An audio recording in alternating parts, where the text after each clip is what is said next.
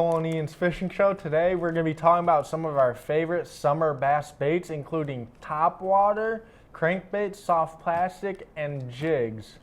So, Ian, you could start off. What's your favorite topwater?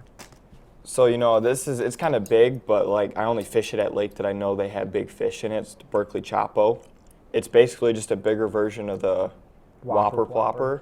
Yep. But the Whopper Plopper is good just anywhere because it's smaller. Yeah. I like to use the frogs. They're very good, and it's very lifelike action at a lake with a lot of frogs.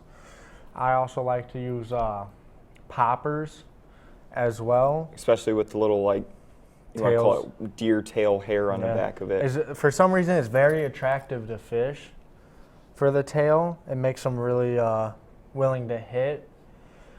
So that's some of our favorite topwaters. Next, we have soft plastic. Now, you can use different variations of soft plastics, but these are some of our favorites.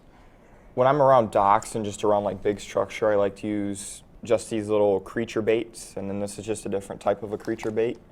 And then when I'm out in the middle of a lake, I like to use just green pumpkin Senkos or just any of the different color Senkos. Agreed. They're just good to, you put a little tungsten on top of it and just hop them around. I like to Texas rig the creature baits by Guggen. I also like the Texas rig brush hogs, pit bosses, and the Kickin' It Bee green pumpkin from Netbait. They're really good. And then if we're going for a decently sized bass, I like to use some paddle tail swim baits by Berkeley. They're called Havocs. Those are also really good. You can we like to fish these weedless too, because that's where you don't want to get bass caught up are. on weeds all the time and have to change your bait. You're not going to have a lot of fun if you're fishing not weedless and catching so much weeds. You get the grass pike, it's annoying. So that's some of our favorite soft plastics. Now talk about crankbaits, lipless crankbaits, deep diver crankbaits, and square bill crankbaits.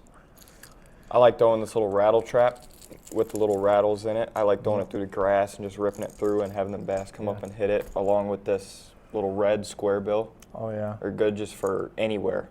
The bass will hit it. I like using the bluegill color lipless. Now the reason why it's called lipless is, let's compare. See, the thing to tie your line is actually on top. You can't really see, but then there's a lip for regular crankbaits right on top of its bill. That's a small lip, and then this is one of the bigger ones. So this is a square bill because it has a square, lipless, and then this is just a regular deep diver bill. The reason it's a deep diver is because how big the bill is, the action, it goes